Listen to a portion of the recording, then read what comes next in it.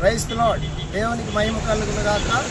ప్రేమైనటువంటి దైవజనాంగమా, దైవజనులు ప్రవీణ్ పగడాల గారు ఇదిగో ఈ ప్రాంతంలోనే మరి వారి డెడ్ బాడీ కనిపించింది. ఎవరు చంపారో తెలీదు, మర్డర్ చేశారో తెలీదు, యాక్సిడెంట్ అని మరి పోలీసు వారు ఏమో నిర్ధారణ చేశారు. ఏదేమైనప్పటికీ క్రైస్తవ సమాజము ఆయన మరణం మీద భయంకరమైన అనుమానాలు ఉన్నాయి. ఈరోజు క్రైస్తవ సేవకులందరూ ఈ ప్రాంతానికి వచ్చి చూడటానికి కారణం ఏమిటంటే ప్రవీణ్ పగడాల గారి యొక్క విషయంలో మరి పోలీసు వారు ఇచ్చినటువంటి తీర్పు, జరిగినటువంటి పరిస్థితులు, వారికి ఉన్న గాయాలు, ఆయా పరిస్థితులను నమ్మలేని పరిస్థితి ఉంది. కాబట్టి ఈ విషయాన్ని మేము దగ్గరకు వచ్చి చూసి మరి ప్రార్థన చేయడానికి కూడా దేవుడు మాకు అవకాశం ఇచ్చాడు. క్రైస్తవులారా, అందరూ ఏకమవ్వాలి, అందరూ ఒకే ఓటు బ్యాంక్కి రావాలి. ఓటు బ్యాంక్ వచ్చినప్పుడే మనం విజయం సాధించగలము.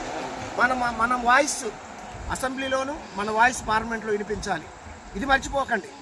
భక్తే మనం రాజకీయం కూడా ఎదగాలి. ఈ విషయం మర్చిపోకండి. ఈరోజు ప్రవీణ్ పగడాల గారు అయ్యారు, రేపు ఇంకొక సేవకుడు అయ్యారు. ఇంతకుముందు చాలామంది సేవకులను ఇలా చేశారు. మనం ఎందుకులే క్షమించాలని వదిలేసాం. కానీ ఇక్కడ నుంచి వదిలేసేది లేదు. క్రైస్తవులందరూ ఒకటే. మేము ఆర్కేపీ తరఫున ప్రశ్నిస్తున్నాము, అలాగే క్రైస్తవ సమాజము అందరూ ప్రశ్నిస్తున్నారు. ఇదిగో సృష్టికర్త మినిస్ట్రీ నుంచి ఆండ్రోస్ గారు, అలాగే గొర్రెపిల్ల మినిస్ట్రీస్ నుంచి ప్రకాష్ గారు, అలాగే క్రైస్తవ సమాజంలో మరి జేమ్స్ గారితో అన్ని విషయాల్లో పాలుపంపులు పొందుతున్న సంతోష్ గారు సిఎంసి నుంచి వచ్చారు. మేమందరం ఒకటే. దేవుని కొరకు నిలబడి ఉన్నాము. ఎటువంటి పరిస్థితిని ఎదుర్కోవడానికి మేము సిద్ధంగా ఉన్నాము. క్రైస్తవులారా ఏకంగా అవుతాము. దేవుని కొరకు పోరాటం చేద్దాం, ప్రార్థన చేద్దాం, పోరాటం చేద్దాం. మన ఓటు హక్కును సంపాదించుకుందాము. Praise the lord.